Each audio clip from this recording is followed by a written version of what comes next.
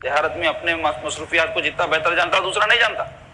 تو اس سلسلے میں ایک بنیادی بات پیش نظر رکھتے ہوئے ٹائم ٹیبل بنانا وہ یہ کہ رمضان کے جو اعمال ہے اس کے لیے زیادہ وقت نکالوں گا, ایسا ٹائم ٹیبل بناؤں گا. تو اس کو اگر آپ بنیاد بنائیں اور ترجیح آپ ماہ رمضان کے اعمال اور افعال کو دیں, معمولات کو دیں, تو اس اعتبار سے آپ ٹائم ٹیبل بنائیں گے تو انشاءاللہ تعالیٰ وہ ٹائم ٹیبل رمضان کا ٹائم ٹیبل رہے گا.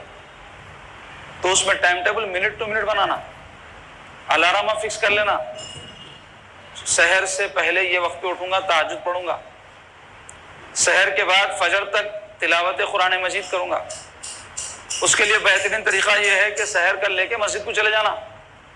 کئی جنے گھر میں بیٹھتے پھر لیٹتے پھر سو جاتے, فجر بھی کہیں نہیں پڑھتے. روزہ بے شک فرض ہے, فرض عین بھی ہے, بڑی اس کی فضیلت ہے, لیکن روزہ رمضان میں ایک وقت فرض ہے, نماز روزانہ فرض ہے نا جی, اور نماز کی پوچھ سب سے پہلے, اور نماز تمام عبادتوں میں سب سے افضل عبادت ہے, سب سے اہم عبادت ہے. آپ روزہ رکھ کے وہ چھوڑ دے رہے ہیں تو پھر آپ جو ہے گناہ کا کام کر رہے ہیں, گناہ کبیرہ کے مرتکب ہو. اس لیے طریقہ کیا ہے, سحر کر لے کے اگر کسی کو اپنی طبیعت کے اوپر کنٹرول نہیں ہے تو انہیں مسجد کو چلے جانا, مسجد میں جا کے تلاوت کرتے ہوئے بیٹھ جانا.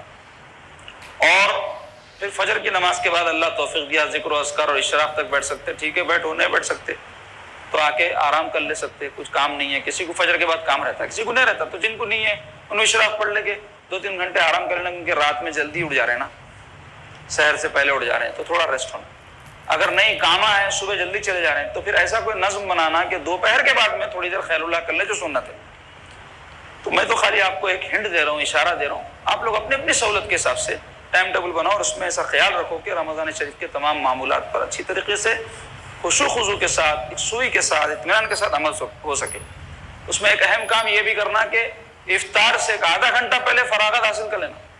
کئی لوگ ہیں بھاگتے بھاگتے دوڑتے دوڑتے افطار کو آتے, اور ایسے ہی عورتوں کے معمولات میں بھی دیکھنے میں آتا کہ وہ پکانے کرنے میں اپنا سارا وقت ضائع کر کے افطار جب ہوتا ہے اس وقت جو ہے آ کے دستر کے اوپر بیٹھتے.